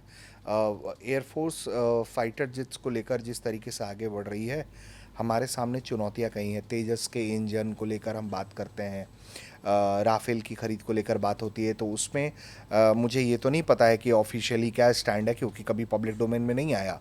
मीडिया रिपोर्ट्स कहती है कि सोर्स कोड को लेकर बड़ा बातचीत है कि भैया सोर्स कोड चाहिए, फ्रांस कहता है नहीं देंगे। अब हम 5th-6th जनरेशन फाइटर जेट्स की तरफ भी देख रहे हैं, हम अपनी भी तैयारी कर रहे हैं। रशिया भी पिच कर रहा है Su-57, अमेरिका पिच कर रहा है F-35। इनको प्लीज़ समराइज कर दीजिए अपने। इसमें पूरा सेशन बनता है क्योंकि हर एक जहाज की खूबी है, लेकिन मैं कोशिश करता हूँ आपको कम से कम शब्द प्रयोग करने का। जैसे आपने कहा सोर्स कोड, जो मैंने बात पहले कही कि कॉम्पेटिबिलिटी, ये सोर्स कोड वो माध्यम है कॉम्पिटिबिलिटी को हासिल करने का, कि आप सोर्स कोड ले लेंगे तो आप अपना जो हम अपना अस्त्रा 1, 2, 3 मिसाइल्स उसको फिट कर लेंगे, क्योंकि आपकी मिसाइल खत्म तो आप वहाँ लेने जाएंगे, आप यूक्रेन में जाएंगे। तो हमें आत्मनिर्भर होना ही होगा, स्पेशली जबकि हम एक बहुत बड़ी महाशक्ति बनने जा रहे हैं, इकोनॉमिक महाशक्ति बन जाएंगे। तो आपको अगर सक्षम नहीं हो तो कोई भी आपको डरा धमका के आपको कब्जा कर लेगा आपके ऊपर, देश का जो है वो सॉवरेनिटी खतरे में आ जाएगी। तो आपको सक्षम होना ही पड़ेगा। इसके लिए ज़रूरी है कि आप ये चीज़ें करें। मैं समझ रहा हूँ कि आप किस तरह इशारा कर रहे हैं, हमने लेट शुरू किया है, लेकिन जो F-16 का भी प्रोजेक्ट देखें कितने साल में, अगर उसके इतिहास पढ़ें F-16 का, वो लंबा समय लगता है, क्योंकि बहुत चुनौतियाँ, जैसे मैंने आपको कहा ना कि एरोनॉटिकल इंजीनियरिंग में बहुत सारे एलिमेंट्स को आप एक साथ लाना पड़ता है, तो उनको बीच में बहुत सारे इंटीग्रेशन के इश्यूज बहुत होते हैं। ये सारे सिस्टम्स को लेकर इनको इंटीग्रेट करना, ये भी बहुत बड़ा इशू है। आप जैसे तेजस है, कई 5 जगह बन रहा है, विभिन्न चीज़ें, कहीं एयर फ्रेम बन रहा है, कहीं उसका रडार, कहीं कुछ और बन रहा है, कहीं और बाकी फ्यूल टैंक। तो ये सब चीज़ें आप इकट्ठा ला के जोड़ते हैं, अगर वो ठीक से जुड़ा नहीं तो वो फिर गड़बड़ करेगा। तो ये सब, ये बहुत बड़ा चैलेंज है इंटीग्रेशन। तो इनको देखते हुए हमें समय लग रहा है हमारे पास तकनीकी, क्योंकि हमने लेट शुरू किया, समय लगेगा। मेरे ख्याल से ये 1-2 साल की बात मुझे लगती है कि जबकि हम कुछ को ब्रेक थ्रू कर लेंगे, क्योंकि हम अभी काफ़ी हमारी सोच बदली है। अगर हम 2030 तक कहा जा रहा है कि हम कुछ को ब्रेक थ्रू डेफिनेटली हासिल कर लेंगे, इस बीच में जो गैप है, तो हमारे स्क्वाड्रन की संख्या आपको पता है 30 से भी कम हो गई है, 28.5 स्क्वाड्रन बता रहे हैं। तो ये स्क्वाड्रन की संख्या जो है, कल को अगर हमें आवश्यकता पड़ती है कि चीन और पाकिस्तान दोनों एक साथ आए, हालांकि इतना मित्र है ईरान का, चीन नहीं कूदा, यूक्रेन के खिलाफ रशिया के साथ चीन नहीं कूदा, तो यही लगता है कि चीन नहीं कूदेगा, आगे भी किसी युद्ध में नहीं कूदेगा, क्योंकि उसको लॉसेस को क्यों अपना दूसरी लड़ाई में, बेगानी शादी में अब्दुल्ला क्यों बने वो। तो लेकिन अगर वो कूदता है, आप ये सोच के कि पहले ही हुआ तो अब नहीं होगा, आप आप नहीं, तो हमें तैयारी करनी पड़ेगी 2 फ्रंट वॉर की, और वो 2.5 फ्रंट वॉर कहा जा रहा है, हालांकि बांग्लादेश आ गया तो 3.5 हो जाता है। तो हमें अपनी तैयारियों में कमी नहीं करनी होगी, हमको अब हमारी मजबूरी है कि हम इस कैपेबिलिटी को ईजाद करें, बनाएं। तो ये इस बीच में अगर जहाज हमें मिल जाता है, 1-2 स्क्वाड्रन हम ला दें जो कि हमारे 5th जनरेशन हो, तो हम जो हमारी तो 57 या 35 F-35 इन दोनों में से आपका इंक्लाइनेशन किसी की तरफ है? देखिए, दोनों F-35 is very good aircraft, there is no doubt, लेकिन पैसे को देखते हुए और उनके उसकी मेंटेनेंस जो खर्चे को देखते हुए, और जो एक ऑपरेशन की ऑटोनॉमी है, मैंने कहा ना कि स्पेशल प्रोग्राम बनता है, वो वहाँ से अगर ताऊ जी कंट्रोल कर रहे हैं, तो ऐसा जहाज नहीं चाहिए मुझको। तो हम Su-57 से खुश हैं, कम से कम हम जानते हैं उसकी कैपेबिलिटीज़ क्या है, हम जानते हैं कि हम अपने उसमें सारे हम अपने मिसाइल फिट कर लेंगे, हम जानते हैं कि अपना हमें, क्योंकि वो तो आपको ये ऑटोनॉमी देना चाहता है, ये सब कुछ देने को तैयार हैं, तो हमें लिए बेहतर प्रोपोर्शन है। हम इससे सीखें ना, हम ही क्यों माने कि हमें यही यूज़ करना है, हमसे सीखें और आगे जाएं। तो समय के साथ आपको बढ़ना पड़ेगा, और ये चीज़ स्टैटिक नहीं है, डायनेमिक है नेचर में, ये समय के साथ आपको बदलती रहेगी, क्योंकि आपका थर्ड परसेप्शन बदल रहा है, आप पर जो लोगों के जो अटैक, जो खतरा है लोगों से, वो बढ़ रहा है, तो आपको उस खतरे के माध्यम से आपको जवाब देना पड़ेगा। अब मालदीव जैसे अगर वहाँ पर अब टर्की ड्रोन बनाने जा रहा है, अब वो मालदीव किस आगे क्या करेगा हमें नहीं पता, लेकिन हमें चौकन्ना रहना चाहिए। हमें जरूरत नहीं वहाँ पर कि हम मिसाइल सिस्टम लगा दें, लेकिन हमें चौकन्ना रहें कि भाई क्या कर रहे हैं, क्या नहीं कर रहे हैं, और डेवलपमेंट के हिसाब से रहें। बांग्लादेश में से, बांग्लादेश का भी वही हाल है, वो भी अब वहाँ पर पाकिस्तान अमेरिका दोनों पहुँच चुके हैं, चाइना भी प्रयास कर रहा आने का, तो वहाँ का समीकरण भी थोड़ा सा उलझता जा रहा है। उसके बाद जो है एक धार्मिक उन्माद का भी एक आपने देखा होगा जो एलिमेंट वहाँ पे एक्टिव है। तो ये बहुत सारी चीज़ें हैं जिसमें कि आपको करना कुछ नहीं है, आपको शांत रहना है, क्योंकि आप अगर शांत हैं, सुलझे हुए हैं, तो आप बेहतर निर्णय ले पाएंगे। एक शांत दिमाग ही एक बेहतर निर्णय ले पाता है, ये बहुत ज़रूरी है, क्योंकि कॉम्प्लेक्स सिनेरियो में अगर आपने पैनिक कर दिया तो आप रिजल्ट वो चाहते वो नहीं आ पाएगा। तो सर, आपने अपना बहुत कीमती वक्त दिया मुझे, और मेरी नज़र में तो बहुत एक तरीके से वैल्यूएबल सेशन है मेरे लिए, तो क्योंकि जिस तरीके से आपने चीज़ों को डिफ़ाइन किया, मुझे लगता है कि हमारे दर्शकों को भी ये काफ़ी पसंद आया होगा, क्योंकि जितनी सामान्य शब्दों का इस्तेमाल करके आपने पूरे वॉर को डिकोड करने की कोशिश की, इंडिया के पावर को डिकोड करने की कोशिश की, ज़रूरतों को डिकोड करने की कोशिश की, सर वो बहुत बेहतरीन रहा। आपने अपना वक्त दिया, इसके लिए सर बहुत बहुत धन्यवाद। बहुत धन्यवाद। और मैं आशा करता हूं, क्योंकि जब मैं आम लोगों से जुड़ने का प्रयास करता हूं तो कोशिश करता हूं कि फैक्ट्स फिगर्स को दूर रखूं, क्योंकि वो संख्या के माध्यम से लोगों को उलझाना नहीं चाहता। मैं चाहता हूं कि उनको ये लगे कि भारतीय सेनाएं जो हैं तत्पर हैं देश की रक्षा के लिए, देश के सम्मान को बनाए रखने के लिए, और आप जहाँ भी रहेंगे आपके जो सम्मान को कोई ठेस न लग पाए, इसमें जो है भारतीय सेनाएं हमेशा लगी रही हैं और आगे भी लगी रहेंगी, ये मेरा विश्वास है। बहुत बहुत धन्यवाद मुझे इस मंच पर बुलाने के लिए। सर, तो दोस्तों, आपने सुना group captain D K. Pandey sir को, जिन्होंने ईरान, इजराइल, अमेरिका वॉर को डिकोड किया, इंडिया के भी पावर को एक तरीके से डिकोड करने की कोशिश की, फ्यूचर वॉर को लेकर जो चीज़ें उन्होंने बताई, एयर डिफेंस कैपेबिलिटीज़ के बारे में जो चीज़ें बताई। उम्मीद करते हैं कि आपको ये बातचीत पसंद आई होगी। आप क्या सोचते हैं इस बातचीत पर, आप भी अपनी कमेंट करके राय रखिएगा। आप देख रहे थे भारत तक।